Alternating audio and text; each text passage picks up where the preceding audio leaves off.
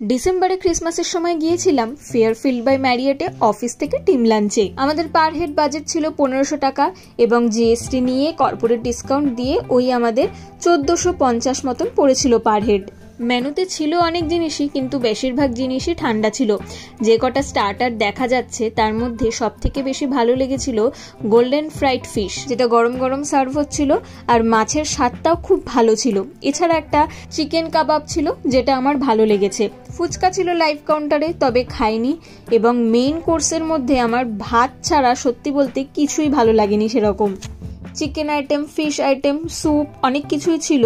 মাছটা একটু তাও ভালো লেগেছে, এছাড়া আর কোনোটাই আমার খুব একটা ভালো লাগেনি। তবে ডেজার্টগুলো ছিল অসাধারণ। কাউন্টার বন্ধ হয়ে যেত, তাই 2 প্লেট কেক নিয়ে বসেছি।